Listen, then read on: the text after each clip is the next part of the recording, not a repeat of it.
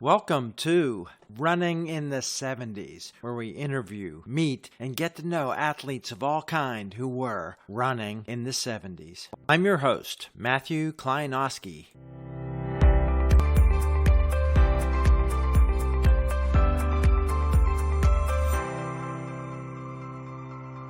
Today on the podcast, we are in Pennsylvania with a longtime runner, a very long time coach, someone I asked the tech assistant to introduce. He just said, Bruce is a legend. Welcome today on the podcast, the legend, Bruce Frey. Hi, Bruce.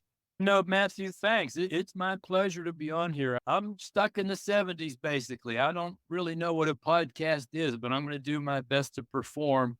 We're in Pittsburgh, Pennsylvania right now.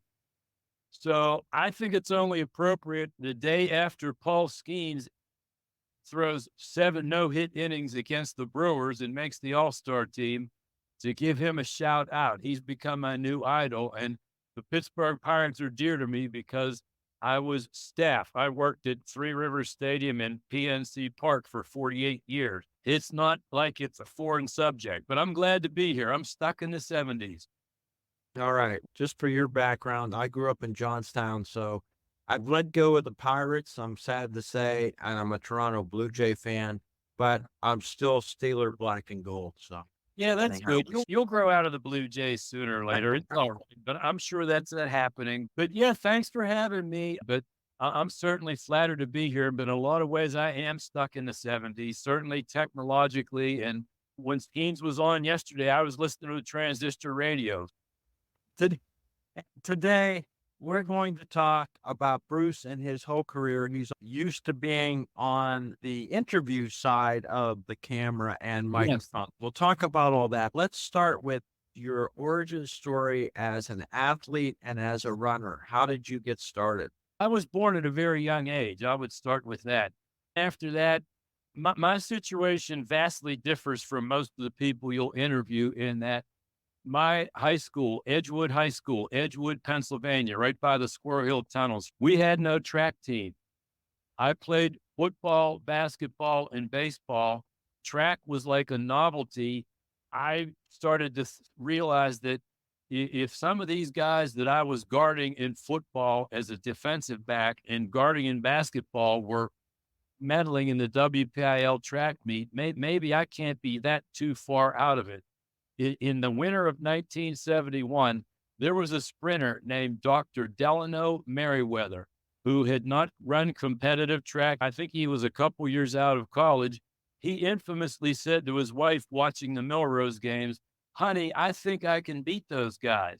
He just started showing up at indoor track meets in 71. He started to win. That happened to be my junior year of high school, and that's when I figured, what have I got to lose? The first thing that sounded good to me is I didn't have to put any pads on.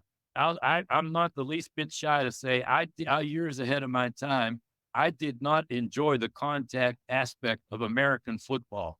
It was not good for me. I mean, I ran back kickoffs and punts, but I just didn't like it too much. So that sounded good to me. And Edgewood didn't have a track team, but within the borough of Edgewood is an institution, and they're still there going strong, is Western Pennsylvania School for the Deaf. They had a track team, in their athletic director happened to be the dad of a guy who was a couple years ahead of me at Edgewood. They allowed me to go train with them and learn. I had no clue what 5 times 300 meant. That meant nothing to me. That was a math problem.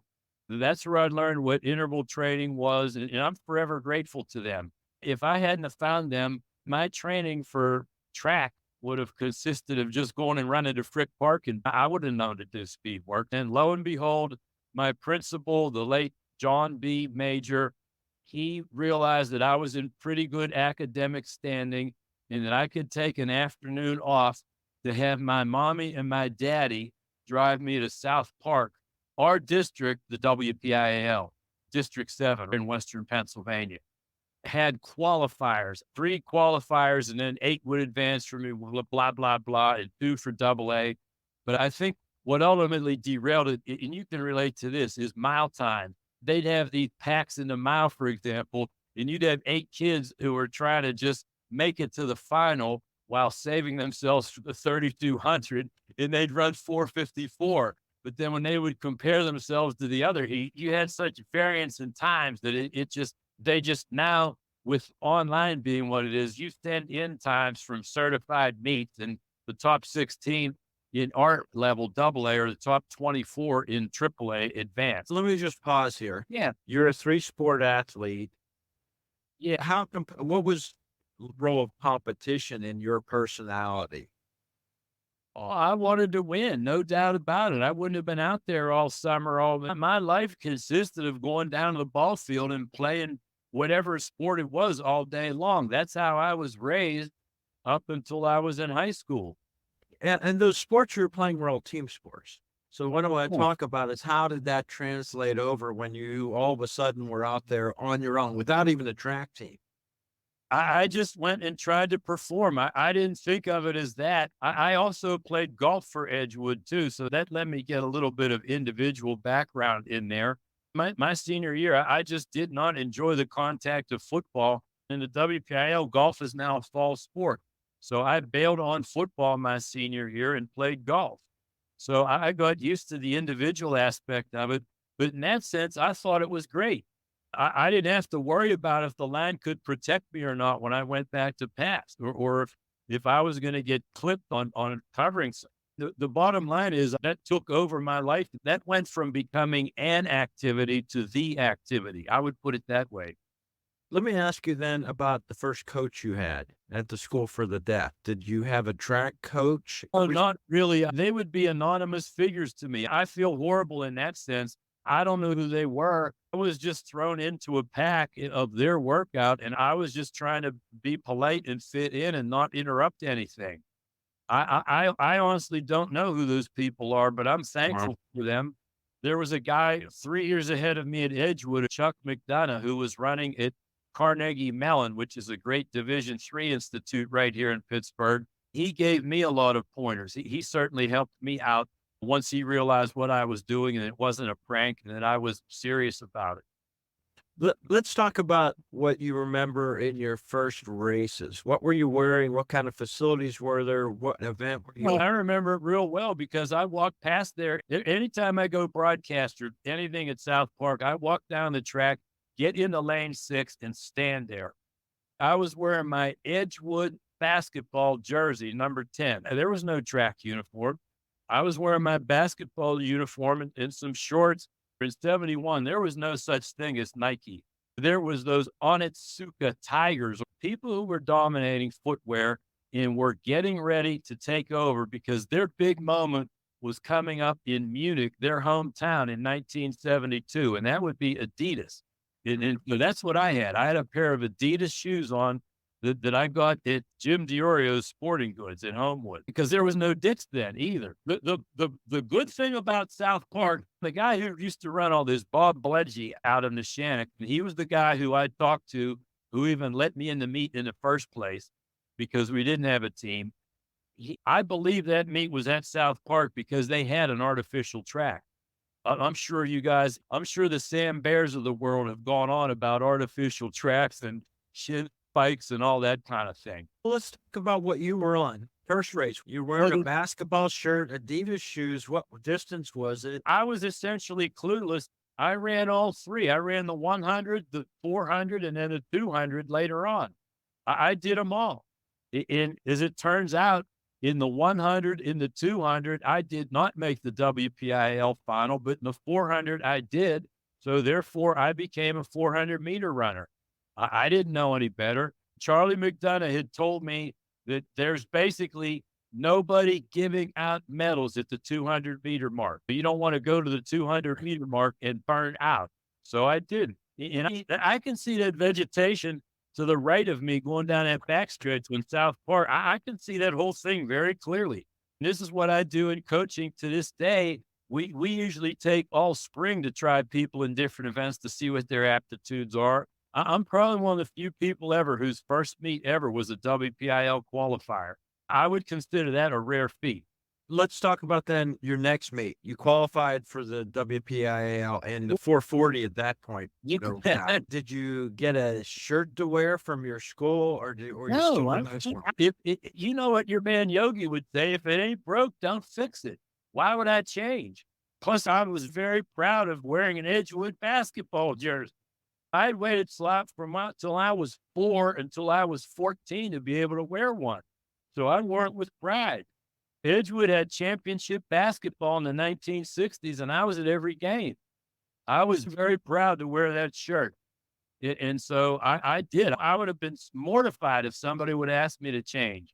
Again, there was no T-shirt companies or any of that stuff. There was no nothing. But yeah, I ended up, and again, I would also say I ran 54 something to get to the final, and a 440-yard dash, like a 54.3 is a 54.0 in 400. There's that 0.27. Or also, as a junior, I didn't use any blocks either because I had no clue about that. Because when I went to WPSD, I was just training. I wasn't up there doing block work. So I was in pretty much a wide receiver's football stance with my knees slightly bent and my leaning forward at the gun. Other people in that race, do you remember anyone else from that race? Did you meet anyone that you? No. They were a little bit taken aback because, again, there was no PA mile split or no seating or no nothing. That's our recurring themes.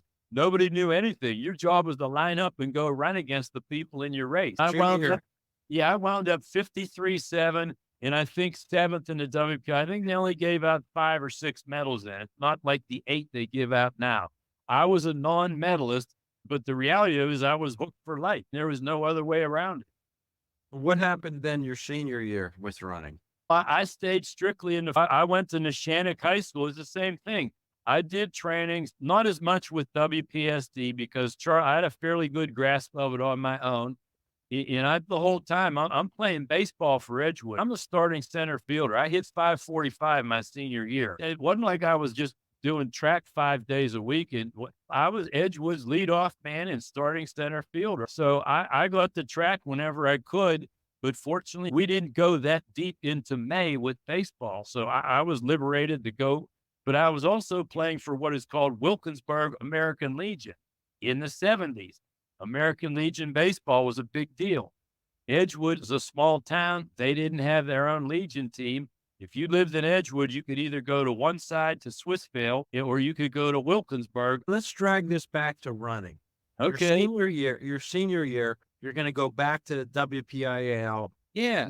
Quite aware that you didn't quite get a medal. What was your senior year experience in running? I didn't know about things like this. I mean, I ran as hard as I could in the trials, but the bottom line is I didn't have the brains to realize that I'd have to run ultra hard to get into the final at the WPIL meet. The reality of it is I ran in the slow heat, what I often call in coaching the sundial section. I won the sundial section in 51.5, a time I'll never forget. And I didn't even have the brains. I'm leaning over against the fence talking to my mom. I didn't even have the brains to time all the guys in the fast heat to see where I might fit in. The reality of it is I finished in 5th place overall. I got my nice little WPIL 440-yard dash medal that I wear to this day to the WPIL meet because I tease my kids, if you guys can wear your medals, then I'm going to wear mine. It's that simple. And I wear that to Slippery Rock or Baldwin or wherever the WPIL meet is. But that was the reality of it is, and again, in District 7 at the time, only 3 people advanced to the state meet, which was then held at Beaver Stadium at Penn State. I ran states, and everybody knows we ran at Beaver Stadium. The inside lane, it wasn't level. Yeah. Wind tunnel. So you did not get there while you were in high school. That's correct. So they only took 3. Now they take 5. And it's funny because my 51.5 is fairly, that's a 51.2 400. That would have been close to what is called SQS, state qualifying standards. But to me, just to win the race and to get a medal, I was on the proverbial cloud 9. I thought it was great. I was hooked. You know, I played the rest of the season for Wilkinsburg American Legion. I was fortunate enough to make the all-star team, although I wound up still being addicted to basketball too as I headed to college. Let's finish up high school in terms of what was it like for you to pick a college? What kind of student were you? And what did you think you would continue to do as a runner once you left high school? I'm pretty sure I was 13, 20 on the SATs. So I got accepted by Penn. I got turned down by Princeton. I got accepted by Baldwin Wallace. And I got accepted by Penn State University Park. And I wanted to go to Virginia from the beginning. Obviously, it was south down there, so it mean I wouldn't freeze. It wasn't in a city. And there were people I knew from Western Pennsylvania down there. And that just seemed like a good thing to do. So we're doing it by mail and telephone call. So how did you pick? And my parents drove me to Charlottesville, Virginia for a home Virginia track meet. And it was the same thing as Dr. Delano Merriweather. And not so much as, honey, I think I can beat these guys, but I believe I can make the 4x400 relay or the mile relay if I get on a legitimate team. So how was the transition then to college athletics, and who was your coach there, and how did that relationship form? I walked on to Virginia's basketball team. You know, the coach at that time, the head coach was Bill Gibson out of Donora, Pennsylvania. To me, that gave me an advantage. The returning ACC Player of the Year was Barry Parkhill, who still works for Virginia in fundraising from State College. The best freshman is Walker, probably my dearest pal down there, who was from Millersville, PA. Let me just put a fence around you a little bit. Yeah. You have an amazing memory for people, times. Let's talk about how basketball related to your participation in track. What was your freshman year in terms of track? What was your track coach, and how that relationship developed? This was the legendary Louis Honesty. He had been Virginia's track coach, I believe, for 21 years earlier. The guy's name, you spell it Onesty, Honesty, which obviously was the best policy back then. But I came after basketball was over, so I had to earn my keep. It time trial. Yeah, because I didn't do indoor track and field. There used to be things called dual meet where you would get in a bus and go to Chapel Hill and run the Tar Heel. Of course, yeah. In high school, many of us were running 2 or 3 meets a week. Right. Completely different than today. You walk onto the track team. You're going to have to qualify by time. What was your relationship with the coach, and what kind of coaching did you get? You didn't have a lot of coaching in high school in terms of maybe very limited strategy and workouts. How did that change? That changed when I was in a pack immediately. And I felt I was competitive in these early March workouts. Obviously, spring break took a toll, but once we got into the deeper part of March, I thought I was fine. But Coach Honesty wasn't ready to insert me in the lineup for the first dual meet at North Carolina State. We didn't take buses. You drove in these state cars, they were called, 5 and 6 to a group. And it became actually a little cliquishness was in there. I didn't fit in immediately. So I said, Coach Honesty, if I come to the track in Raleigh, can I compete? Oh, well, Don, why not, Mr. Frey? Even though my name is Frey. He would say, oh, yeah, Mr. Frey. Yeah, all right. So I basically hitchhiked down to North Carolina State in Raleigh. The bottom line is I went and ran a 51.5 there. I caught his attention. For my freshman year, I was pretty much on the 4x400 team for the most part of it. Let's talk about that freshman year. You going from Virginia to North Carolina for that first race you did on your own. How far afield did the track team travel for the rest of that season? All within the ACC, nothing further than that. The conference meet, I'm pretty sure, was at North Carolina State that year also. The one trip that we made, again, we only had one car because it was limited and it was in May. It was after the ACC meet, but at the University of Pittsburgh, there was the 3rd annual Pitt Invitational right at Pitt Stadium. That was a big deal because this was only 9 or 10 months after this guy, Dave Waddle from Bowling Green, a guy who wore the hat. Yeah, he was at this meet in 1973. So it was just an honor for guys like us to see a medalist in up close and personal. But that was certainly one of the highlights of my first year. And obviously having my parents be able to see it. What was then the progression through the next years at Virginia for you? How did your track career go? My sophomore year was difficult because I wound up having a leg concern and it never really did work it out. I would consider that an incomplete. That didn't go well for me.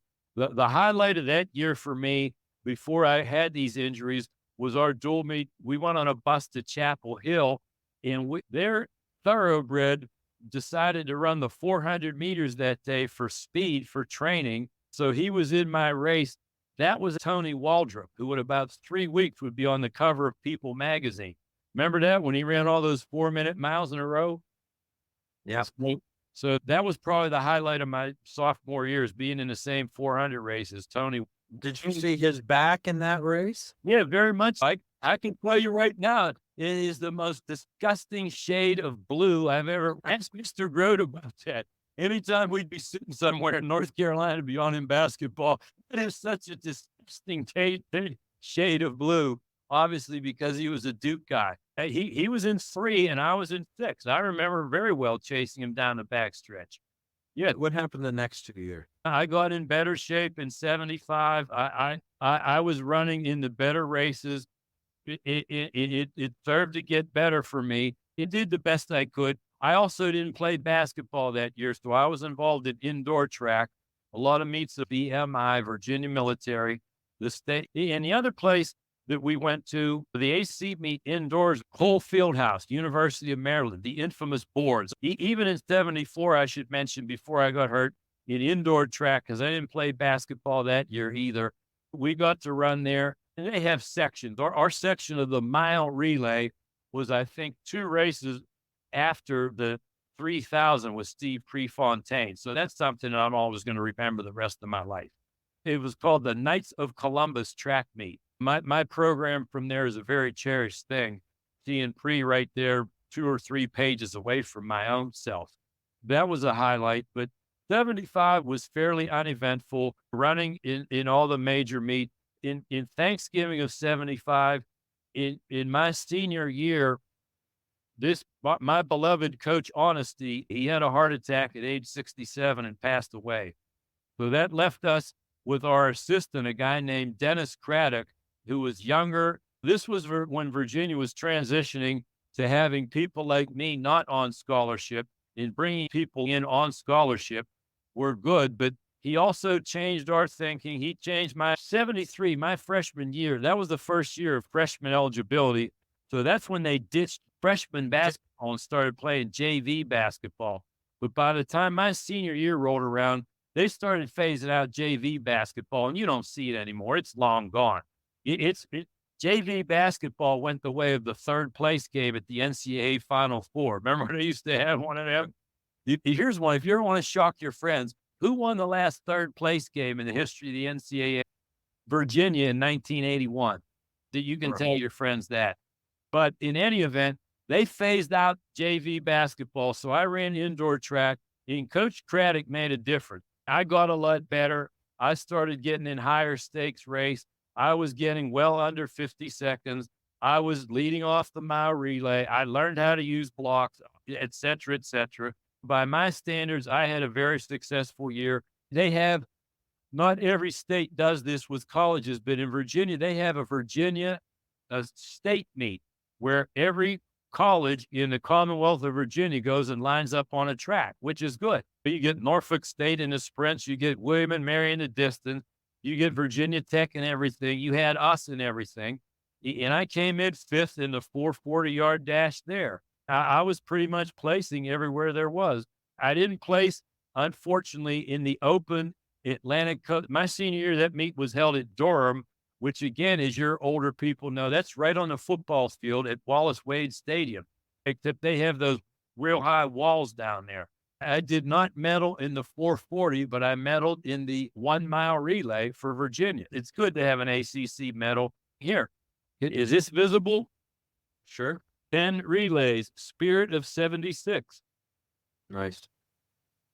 So I got to do that. I got to run at Penn which was very meaningful for my mom because she went to Lower Merion High School in Philly, now famous for Kobe Bryant. So it was very nice to see her boy go run at Franklin Field. Yeah. Let me ask you about the quality of the team in general. Was Virginia sending people to nationals in other No. events in track? No, it's not like it is now. To the best of my knowledge, other than maybe ROTC aid in a guy like Kent Merritt, who was our sprinter, who was a football player, I don't believe that our athletes were getting any kind of scholarship money. Were any of them qualifying to go to the NCAA? Our triple jumper, Keith Witherspoon, got into the 50s in the triple jump. And I believe a guy named Phil Meyer, my freshman year, made it in the 5,000. He was in the real low 14s, maybe pushing 13 in there. But at that time, no. My medal that I got, I think we ran 3:16 or 3:15. We were not national class performers. That's just not the case. And obviously it's changed since. Well, let me ask you about your college in terms of what did you study there and what was your thinking what was your life going to be at the end of 4 years? No clue, no idea. That was my problem. I was an econ major, economic. It was a lot of theory. I was outmatched from the beginning academically because coming from Edgewood, my first class that I walked into in Virginia, there's this auditorium with 200 people, and I'm ready to salute the flag and say the Pledge of Allegiance. I thought it was Friday afternoon. It was assembly, and the whole school was there. But no, this was just one class. But I bravely got through. I can honestly say that I have never applied my degree from the University of Virginia in any fashion. Great. Here, I'll go to the next level. I'll give them this much props. There's this is an original also. Virginia track. That's it. Right. Big. Yeah. I don't know what font that is, but there's no graphics. It's just black on orange. Well, this is also whatever 48 years old. Yeah. So, All right. So I didn't want to do anything but what I'm doing now, to be honest with you. let me ask you about how you were living through those 4 years at university. You were a sprinter exclusively. How much were you paying attention to and looking at distance running at that point? How well did you understand and relate to the distance runners? That's a very perceptive and very good question on your part. I stayed in the 440-yard dash because Coach Honesty and certainly Coach Craddock, they saw me in workouts and they suggested that I try the 880 to move up, which ultimately is where I became good, but only in my 30s.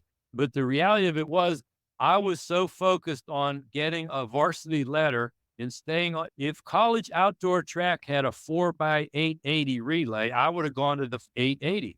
But I wanted to continue to be running in the AC meet. Again, I like the team aspect of being with Beecher, Halsey, and Polo and all those guys. I liked being on their team. So that's why I resisted moving up. In looking back, I wish I would have earlier.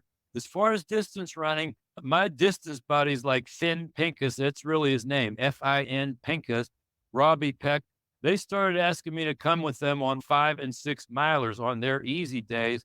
And I started to feel very comfortable. I didn't know I wanted to spend a lot of time on it, but the idea of running 6 miles, which I had never done till my senior year of college, that seemed like a good thing. That seemed relaxing, going through and looking at all the goats in the back roads of Charlotte. But you'd run past Art Garfunkel's house, among other things.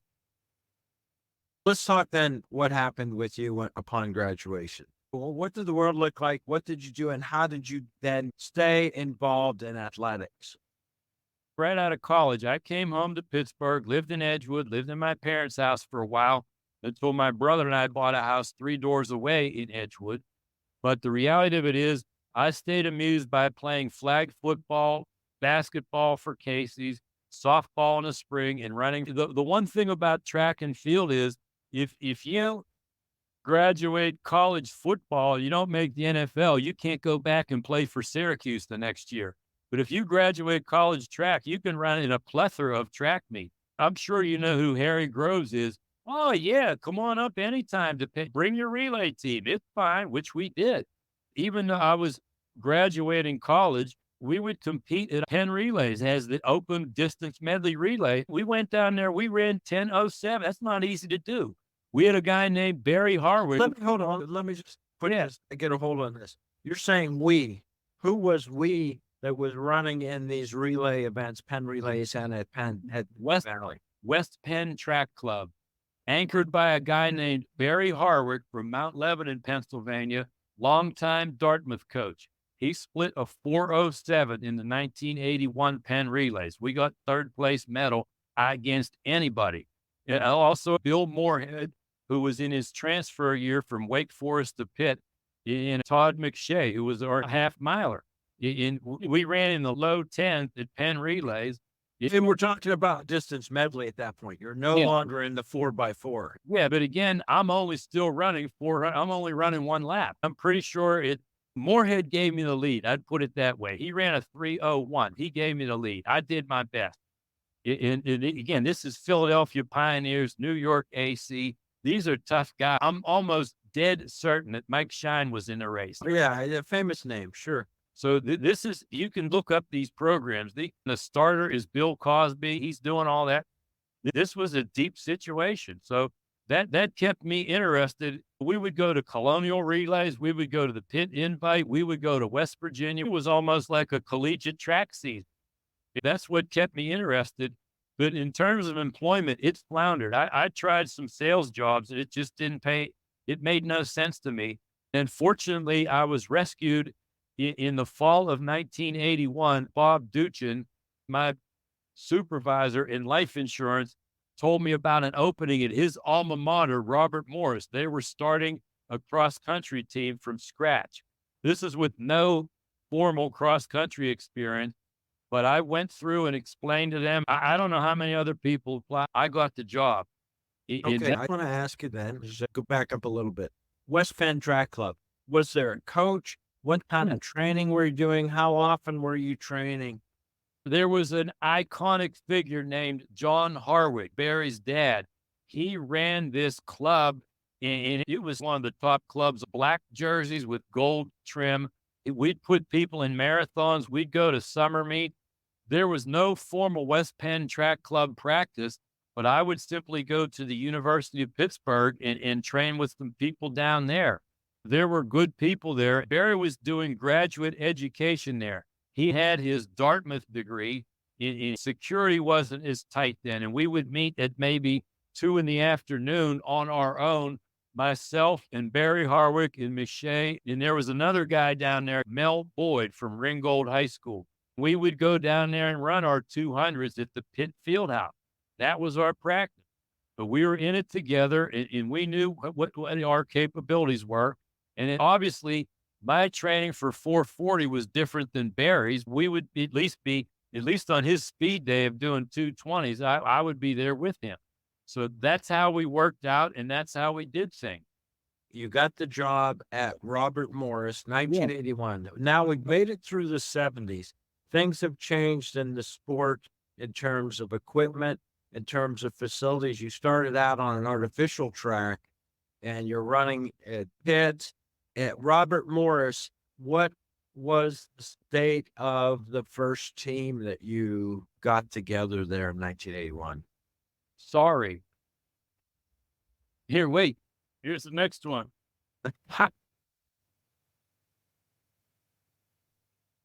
All right, Robert Morris. Looks like a running singlet. Yeah. What's on the breast there in the orange? It went a little faster. Some kind of little graphic. It's called the Finals. Do you go that far back with a group called the Finals? Well, put it back up on the screen, and we can show people. Oh, yeah. All right. Yeah. Yeah, there we go. The corporate logo. Yeah. The Finals. They were the first ones to have like equipment catalogs, but that's what our athletic director believed was the most appropriate situation. That all came to play because in the 70s, they were a very successful junior college basketball program. They made it to the Nationals. My teammate from high school, Mark Ballback, he was a key player in them making it to the Nationals. under the legendary Gus Kropp. But what happened was Robert Morris decided this was fun. They were the first school ever to jump from junior college to Division I in men's basketball. But the NCAA, there's a price tag that comes with that. This wasn't until a few more years later, till 85, they came up with these compliance guidelines. You had to have so many people at so many events in so many sports. So that's where I came in. But you got started in 1981. So what was the state? And you were forming just a men's cross country team. Yeah, but then after that season, then I explained to them, if we want to be any good, we better add men's indoor track and men's outdoor track. It wasn't in time to have an indoor season, but in the spring of 82, we did have an outdoor track. And this might be 5 or 6 or 7 guys, and they weren't that good. They were all walk because they were all there when I got there. I didn't bring anybody in. I only got the job in August. So all I was doing was conducting signups and saying the Robert Morris was the Colonials. And I said, we're looking for some brave patriots to come out for this team and to come out and do their best. And just instead of just run on your own, come and get some super. And so that appealed to some people. Let me ask you that. Let me ask you how you started as a college cross country coach, never having run cross country. I went to Mr. Harwick and asked him for some ideas for training. I had started them on what I was doing for the 440, maybe multiplied by 4. If I would have been running 200s, these guys would be running halves. If I was just going to be running on a 2-mile fitness run, these guys would be running 7 or 8. So that's what we tried to do. And I read, obviously there was no internet, but I had talked to Barry enough, and even my college buddies in distance. I spent a lot of time in 81 on the phone going over things with guys, but fortunately nobody asked about my cross-country career. Who did you compete against in 1981 as Robert Morris cross country? A lot of the local schools, Duquesne University, Carnegie Mellon University, because of us being a small school, that Division I name that we picked up, it's not like we were Syracuse, West Virginia, Pitt, and Penn State. We kept away from that, at least for a while, at least for 5 or 6 years. We would go to the Division III meets. There was a Joel Varian Invitational in West Virginia. We went to St. Vincent College for one. We went to the local D3 places. There was an IC4A cross-country meet at Lehigh. I'm fairly sure we came in dead last in there 3 years in a row, 81, 84, 83. I had a kid, I won't mention his name. He ran his 10K in the mid to high 40s, but we just had him on. We wanted to be a complete team. And to be totally honest with you, he crossed the finish line in 43 something. He was completely ecstatic because that was 2 minutes better than he ever had. And he started screaming at me, "Coach, I knew those intervals would pay off. I knew this would happen." That's a great story. That's like the Samoan cross country skier. Yeah. There's a lot of support. When did you first have an athlete that looked like they would become an elite athlete? Oh, wow. I'd say not till the end of the 80s. At my time at Robert Morris, we never sent anybody to the Nationals. We were happy to get to the level below, which was the IC4A. Yale was one trip we went to, and I think it might have been Princeton one year. We wound up getting some people who could make it. A couple of them were soccer players. That's like a big Division I school using football players. We had a guy named Tony Bunbury who was under 11 seconds for 100 meters. He made it to the IC4As. We had a high jumper make it. I've always seemed to have had a good high jump back. So but the answer was it wasn't for about 5 or 6 years. It's the opposite of what's going on now. People were scrambling to get into leagues in the 80s. They're scrambling to get out of leagues. Yeah. Let me ask you about that decade. 2 things. One, we'll talk about your personal running during the 80s, but also how did you add those technical coaching skills and information, high jumping, technical throwing events through that decade? Yeah, I never messed with the throws, but by trial and error and by, again, talking to people and going to a clinic or two, I got to be good in the high jump. And to be honest with you, one of my better buddies, when I was training at the Pitt and at the university and at the field house and at the Pitt Stadium, was Roger Kingdom. He needs no introduction. But do you guys understand that he was a 7-foot high jumper? Hmm. He was only the pole vault short of being, he was a very good thrower in Georgia. He was the Georgia High School Athlete of the Year after Herschel Walker was. His high school statistics are unbelievable. And I spent a lot of time with him in the high jump area because I used to just stand by the bar. I can still see it now in the far end zone, the far scoreboard side of Pitt Stadium. In Roger, in another guy named Dan Goodyear, who was a very good high jumper at Pitt, Barry's high school teammate from Mount Lebanon, he was very helpful once I started to realize I wanted to learn how to coach high jump. But Kingdom was a brilliant high jumper. Not everybody understands that. And then, yeah, and he was at his most best in the high hurdles. Oh, yeah, no doubt. I spent a lot of more time with him. I knew him before he won in 84, but I just got to know him a lot better between 84 and 88 when he was around. Earlier, I wasn't that big on coaching high jump, but that's when I started to spend more time with him, and he was very helpful to me. What about your own racing? You kept up attending Penn relays, and were Yes. you training? Did your training change during the 80s? No, I trained with my team. That's part of why they liked me so much. Particularly across country, I did every foot of every workout, period. There's no other way to put it.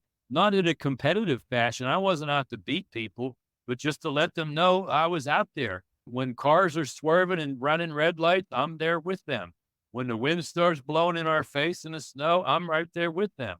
That's part of why we had deep roots planted in our people. I don't want to brag or boast, but to this day, there are people from our 84, 5, 6. We get together once a year and go to a Robert Morris basketball game and just reminisce. We've done it for 30 some straight years.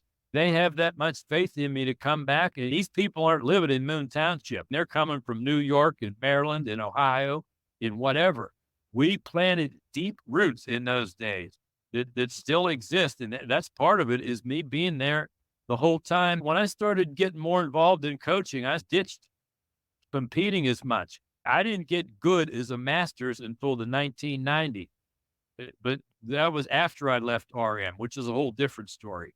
Let's just finish up with the 80s. What competing did you do? Were you racing up through your end of Robert Morris? Yeah, and Penn relays. I think you can also relate to this from Johnstown. Remember the old Keystone State game where they would split the state into 4 regions? Yeah, I did them. They had no master's bracket at that point. Also, when it was younger, it was at Penn State in the summer, and I think our district wore green and the South, Northeast wore yellow and whatever. But so I kept doing between that and Penn. That was good enough for me. And even the Pittsburgh Great Race, the faculty and staff at Robert Morris ran it as a fundraiser to get, but they had some team standing where they were basically glad to have me. I was the lead runner.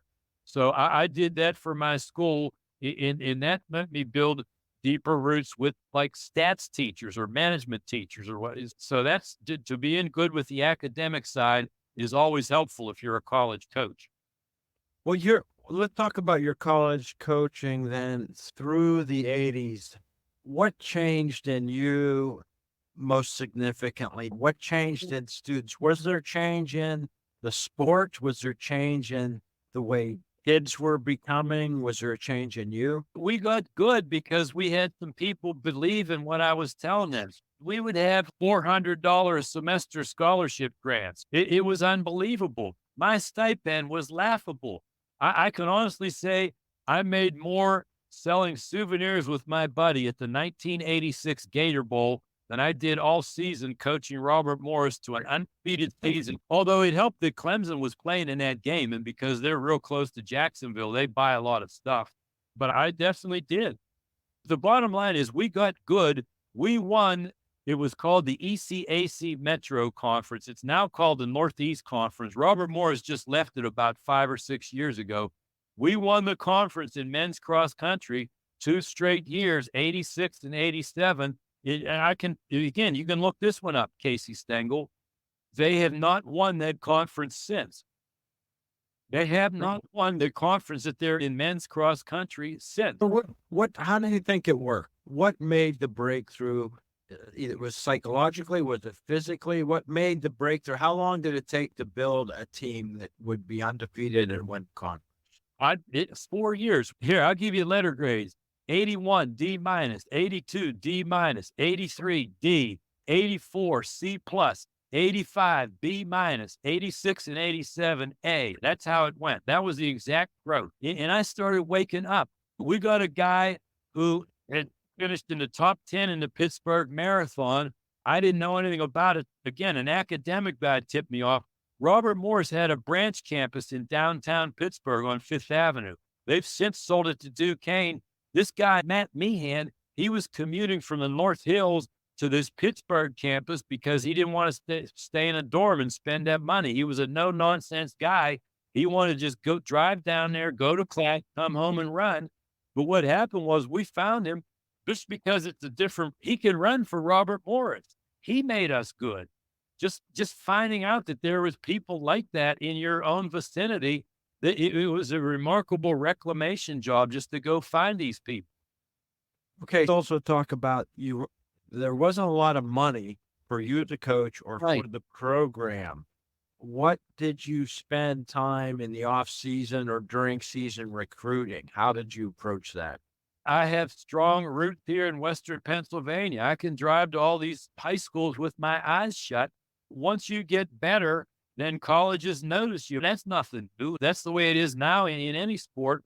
But what happened? People from West Mifflin, people from Kiski, they started to trust me and send their kids there, and they all got better. College coaches are looking for one easy ticket to get to the NCAA meet. They're looking for that one person where they could just sit there. I wasn't like that. I just wanted to get this pack and pull them together and see what they could become. I wouldn't know how to recruit somebody who was a 4-minute miler or whatever. I was looking for the dudes barely breaking 4:30, but had a lot of determination. I felt we could win. All I wanted to do was be successful at the Northeast Conference level, which was fine. They haven't won the meet. Let's move on to another couple phases of your life. Certainly the coach's corner, 30 years behind a microphone, and coaching at where you are now. Moving from Division I college to high school, how'd that transition happen? And how did you end up behind the microphone for all these decades? Here, wait, one more second. Another shirt to go? Yeah, absolutely. There we go. Yeah. Yeah, Winchester-Thurston, right here in the heart of Pittsburgh, in the University and Hospital District of Pittsburgh. The reality of it is in 1988, a new athletic director came at Robert Morris. He wasn't buying what I was selling. The basketball coach was relieved ultimately. The soccer coach in men's was relieved. My position was opened up, so on. So that's the one thing I feel bad about is like I wasn't the only one singled out. Is we all know in athletic, the new AD can come in and just bring in whoever he or she wants to. So that's fine. There's a guy, Tom Kerwin, who was on the former Pittsburgh Pipers ABA champions, 1960. We were mutual friends with a broadcaster named Bill Raftery. To this day, he's the face of national TV in basketball in the Final Four. But from broadcasting, I met him. I was like a camp supervisor at the Bill Raftery Broadcast School. It was beautiful. Easily the greatest week of my life every year. For several years, it was in New Jersey, and for several years at Montclair State, and for several years, it was at Robert Morris. That's where I met the guy. Tom Kerwin at Winchester-Thurston, it's the same as Robert Morris. They wanted to start a cross-country team from scratch. So I sold them what I did. That was a pretty easy sell. Well, let's find out. What year was that? And were they starting just boys at that point? No, boys or girls were welcome. It was 1992, and unfortunately, Winchester-Thurston was not in the WPIAL. So we were just told to go and run in the local races, but that was fine. It was back closer to where I was raised, and I could see my parents and my family a lot more. I still lived out in the airport area where Robert Morris is, but it was a good reason to come home. In the meantime, in the 90s, I was assistant coaching at in tracks because Winchester-Thurston didn't have track until I started it all the way in 2008. I was at a place called Franklin Regional for 6 years and also at a place called West Allegheny for 7 years. I was always coaching all year long, but Winchester-Thurston, we joined the WPIAA not until 1998, I believe, or 99. At that time, I was much more intent on competing, I think, than coaching. Because in 1994, for example, I turned 40, and we all know that means the gloves have dropped. Hockey, the gloves drop when you hit age 40, and I took full advantage. 407, 1500 at Eugene, Oregon in the mile, 5th place in the nation, 40 and over. 426, 5th Avenue mile, New York City. It's funny because one of my runners right now is interested in applying to Villanova, and I have this newspaper clipping that American Jason Pyra of Brigham Young edged Irishman Marcus O'Sullivan 348. And it has all, it talks, and then at the bottom, in the Masters Mile, West Penn Track Club's Bruce Frey finished 4th in 4:26.9. So I was into things like that. I ran the Milrose game. That was great seeing you're coming around the curve and all of a sudden you're right where Hike Drexler's going down the runway in a long jump, or Jackie Joyner-Kersee, or Boot in the pole vault. He's on the other side of the track. You go to that Milrose game, I swear that the people in Madison Square Garden cheer louder for the 40 and over than anybody. That's just what I think. Maybe it's because I'm running, and I think The whole Masters community is a great community and very supportive. There's some elements of it, like your early team, a runner coming across the line in 43 minutes in the 10K celebrating, and everybody's there to pat him on the back. It's a great thing about Masters. Yeah, you're 722 miles. You're drinking shots and having handshakes. That's fine, because guess what? You stepped over the finish line, and most of these other people didn't. So let me ask you then how you were thinking about coaching, though. You were concentrating on competing yourself, but you're starting another new program. What was your outlook for building success there? Totally same blueprint at Winchester-Thurston as at Robert Morris. Run every step of every workout with the team. Show them that you're interested. Get involved off the court. I did other things, like I was the girls basketball coach down here for a while. I just did everything I could to get involved. And that's just stay with the kids and show that you're interested. Do the workout. And they appreciated that, and they kept coming back. In high school, as you well know, you have to share athletes. You don't go out and recruit them. It's more like blackjack. You just have to play the hand that you're dealt. You just try to do the best you can with what you were given. And let's not kid ourselves. All of your viewers agree on one point, is that other than a conference meet, for example, everybody in cross country goes to every race. And I would say to a girl, look, I can promise you 26 minutes of playing time for a 5K. Can you get that in field hockey? Maybe not. Sure. Man. That's you. Suddenly, bench warmers in these other sports found us to be an appealing outlet. No, that's great. Yeah. What about the rise there? Because Winchester-Thurston has had great success as a team. Yeah. Were there some breakthrough athletes, or was it as a group? Well, yeah, there was a breakthrough crowd of them. To be honest with you, our first state championship was 10 years ago, 2014. In 2011, we had a unique phenomenon, because the other thing that I did that you don't do in college is I started a middle school program, and I was in charge of that. And we were at the point where, again, a coach can tell you, it was very rare. Our middle school would have wiped out our upper school in a dual meet. That doesn't happen too often, but it's very true. And if you look at that middle school team, you have Ben Littman, who wound up being a WPIAA champ in running 4 years at Bucknell. You had named Tristan Forsythe, who was a 2-time state champion in track. I challenged him to run his area code. I don't know if you remember from calling me up, but Western Pennsylvania's area code is 412. He did it 2 years in a row. People laugh at AA track, but both years he ran 412. That was faster than the AAA time at the state meet 5 minutes later. So we had credibility. Tristan was there as a middle schooler. He later ran at Georgetown, in Indiana, in Bloomington. We had another guy. Tristan was in sixth. Ben was in seventh. Our eighth grader was a guy named Will Lovner. He won the Cleveland Marathon in 2023. He came in second in the Pittsburgh Marathon in 2024. 2 weeks later, he won the Cleveland Marathon again. He came in first place. 2 weeks later, he also got on these national TV shows for giving Emma, his fiance, an engagement ring after the race. That was pretty good. But when we had those three guys, our middle school was better than our upper school. Then you, as a high school coach, are you licking your chops and saying, boy, I want to be working here in 5 years?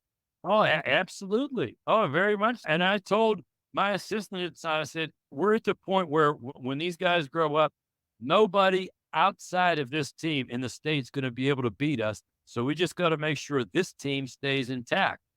Again, your District 7 people, the people who are really into this, I'll never forget it. I was on the 28X. I was on the airport flyer. It was Christmas Day almost of 2011. One of the better gifts I got. I'm minding my own business, driving through Oakland, reading the Pittsburgh Post-Gazette, when Mike White, the Post-Gazette longtime sports writer, has this little blurb that the PIAA is breaking from 2 classifications in cross country to 3. And I realized we'd be an A. And I realized right then and there on that bus going out to the airport area where my car was parked that we were going to kick booty. Way back, it was ABC. Yeah, way back. But And then it went to AAA and AA. Yeah, but in this district, it was never more than 2 levels. In the state of Pennsylvania, it was never more than 2 levels. But in track and field, it still is 2 levels. Our girls came in 3rd in the state in outdoor track this year, and that's only with 2 levels, and we're a small school. The reality of it for 2012, but that's when we began 3 classes. In 2013, when those guys were a little bit older, when Tristan was still in 8th grade, but Ben and Will and Landon Delaney, who wound up being very good and also running at Bucknell, we wound up 3rd in the WPIAL. We made it to the state meet. We finished tied for 8th, but by tiebreakers, we finished 9th. In 2014, 1st, 2015, 3rd, 2016, 1st, 2017, 4th, 2018, 2nd, 2019, 1st, 2020, 3rd, 2021, 2nd, 2022, 3rd, 2023, 4th. That's 10 straight years in the top 4. How many teams are going to do that? I know all about Coach Roth and Southern Columbia football because I'm a broadcaster. I don't see that happen that often. And I'm sitting here telling you 2024 is going to fit the mold. We just happen to get a bunch of good guys at the same time. You don't get a good bunch of guys for 10 years. It's not the same bunch of guys. It's definitely a program and a culture that creates that kind of long-term success. Let me ask you about the transition. We're well out of the 70s now, but coaching college, it's a different thing to coach high school. Parents are involved. And the changes over these past 10 or more years, how have parents' involvement in sports? When success came, what transitions happened then? No matter where you coach, it's always going to happen. It's inevitable, Matthew. I think you're very well aware of that. I've always told people that in the biggest nuisance that you have in college is keeping your kids from drinking. The biggest challenge you have in high school is dealing with the parents. But again, they've been mostly responsive. It's very helpful that 2 of our best runners this year in 2024, class of 2025 to graduate, had brothers who happened to be the exact same class of 2020 and were captains on a state championship 5 years ago. A lot of it is having the same parents. But to be totally honest with you, part of what I like, you asked about a long time ago, you asked about how was it like competing in track and not being on a team so much. I've always liked it. To be honest with you, I could have I've coached my share of Colt League baseball. I've coached Winchester-Thurston girls basketball. I like this because you don't have to say 5 people are going out for that opening tip and the rest of you are going to sit. And that's when parents get the most anxious. But here in the United States, where I'm broadcasting, if you surveyed the fans at a high school football game, anywhere from 60 to 70% of their sons are going to be in the NFL. Yeah, there's no point not having a dream, but the Yeah, reality, I use the word myopic. We just have some parents who are myopic, in particular with sports selection. We're looking at a girl running a 58-second quarter. Do you think she could play basketball for Duquesne? Probably not. Do you think she could run track and field for Duquesne? Yeah, she'd be in there. It happens in soccer. It happens in any sport. And we try to realistically ask people, or if somebody medals in the WPIAA meet, they're in the top 15 runners in cross country. But are they in the top 15 in such and such sport also? Probably not, out of the whole WPIAL. You can even ask Sam Baer when he was working with a young lady who played basketball for Sheila, Brianna Schwartz. His quote in the post was, "Unless she's the female LeBron, she's in the wrong." So Sam can understand what I'm trying to mention. But then again, we started to get more people coming over in track and field. We're doing very well now, but the parents, there's always going to be differences. There's always going to be people who want to do their own thing. Like there's a red, white, and blue meet in Pittsburgh. It has single A, double A, and triple A. You can run anywhere you want. It's the first meet of the year. We have a guy right now who wants to run into triple A, even though we still want to have our team in single A for now for the first meet to let the freshmen get acclimated. So you have things like that where you just have to sit the guy down and talk to him and say, we're in it as a team. What about equipment in terms of what the school provides, about parents getting involved to get their kids their own shoes? Is there cooperation there? What about the partying of the kids and the specter of preparing? Some of them are going to go on to continue their career after they leave you as a coach. And there's going to be the challenge of potential doping. They're going to run into that kind of thing. What kind of preparation do you end up being able to do, and how's that changed? I do my absolute best with that. I try to use my own example where nobody's going to wake you up and have you go to class.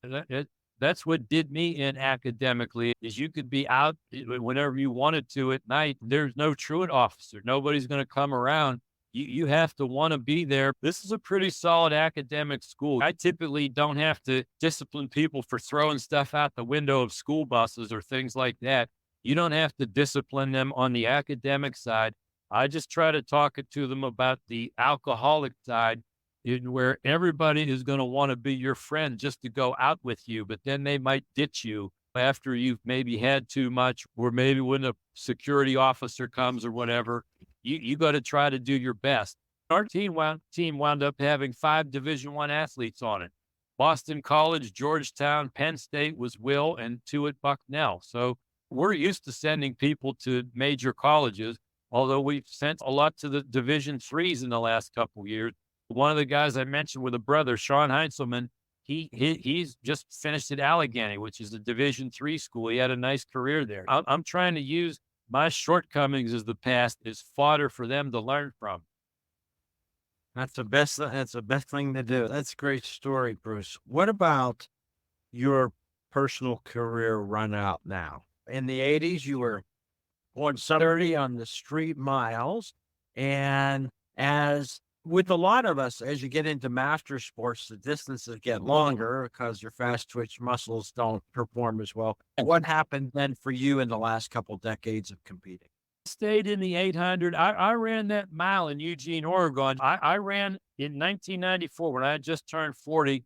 I was told to get into Milrose games.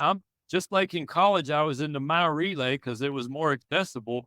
I ran the mile at Eugene, Oregon, so I could use that to get into the Milrose games. It was the Chemical Bank Milrose Masters Mile. The one thing that was interesting, I ran on September 29th, 2001. I ran the Fifth Avenue Mile. It's my understanding that was the first athletic event held in New York City after the terrorist attacks. The Yankees hadn't started, the Mets hadn't started, the NFL, I think, started the next day. But that was somber, flying into that place in September, because they were allowed to continue to do it. But flying into that place in September 2001, that was crazy. That was nuts because there was still smoke coming out of those towers. So that is a T-shirt I'll always have. The Pontiac Grand Prix mile in running in that particular event, right down Fifth, right through Central Park. So that was certainly one of the more meaningful races I've ever performed in. I think I was fixed or whatever, but just the fact of going there and doing all that on September 29th, 2001, that was amazing. That was crazy. That was probably my last real street mile. Did you ever hear of the Arnold 5K pump and run? I don't think so. I don't know. I spent most of my life out in North America. Arnold Schwarzenegger has this fitness campaign in Columbus, Ohio. He's very partial to that city because that's where the Olympia was in the 70s. And so that's where he became famous, by competing in Columbus. He has this major expo, this fitness expo, and part of it is they take you at 9 a.m, they weigh you in, they hand you a card, you take the card to these Marines who are standing there in camouflage pants, and you're in this gym where there's 25 benches. You hand the guy your card, they put that much weight on the bar, and you bench it as many times as you can. But if you're 40 and over, you get like a 30% discount. So my 160 was minus out by 48 pounds, or whatever. But the most benches you're allowed to do is 30. Again, you figure this one out. So they stop you at 30. Elite people can do 30. I've had a long career of benching. 30 was no problem for me.